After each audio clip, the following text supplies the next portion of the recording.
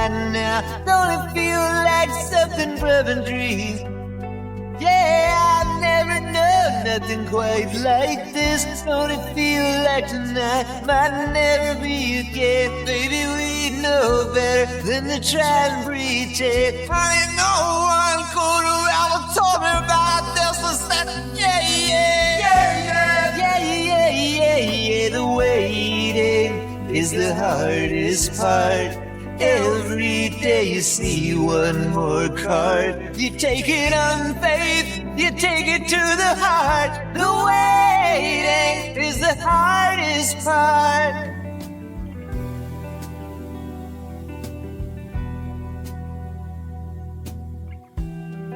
My phone lit up just before 10, and when I saw his name, my whole body went still.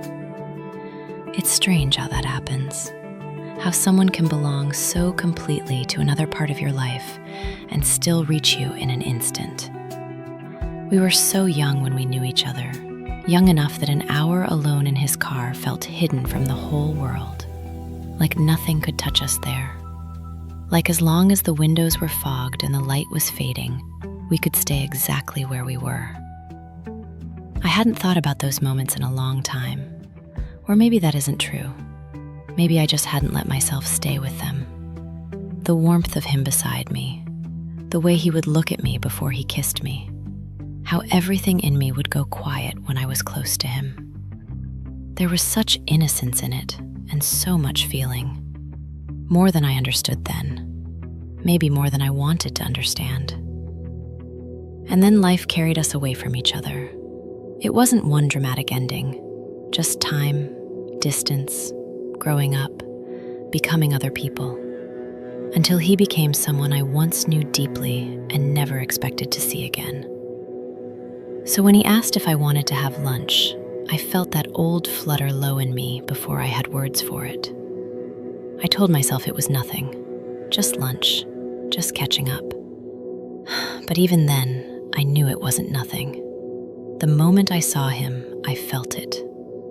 He was older, of course. So was I, but there was something in his face that was still so familiar to me, something open and steady, that for a second I forgot how many years had passed. And when he smiled at me, it was all there again. Not the past itself, but the feeling of being gently recognized by someone who had once known me before life became so complicated.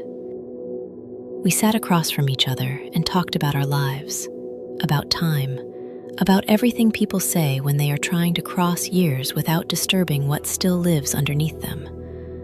But under all of it, I kept feeling this softness open in me. I felt safe. That's the word I keep coming back to. Safe. Not in some small or ordinary way, in the deepest way. The kind where your shoulders drop without you realizing it, where your breathing changes, where you stop reaching for the right thing to say and just let yourself be there. I don't think I understood, when I was younger, how rare that is. To be with someone and feel no pressure, no performance, no need to protect the tender parts of yourself. Just presence, just warmth, just that quiet, unmistakable sense that who you are in that moment is enough. And maybe that was what moved me most. Not memory by itself, not longing, something gentler than that. It was the feeling of finding a part of myself still alive inside his presence.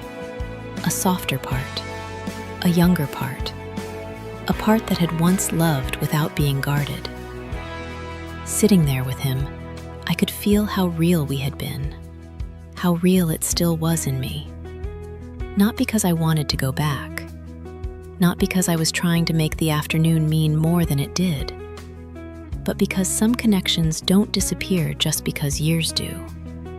They go quiet, they wait, and then one day, they look up at you across a lunch table, and your heart knows them before you can speak.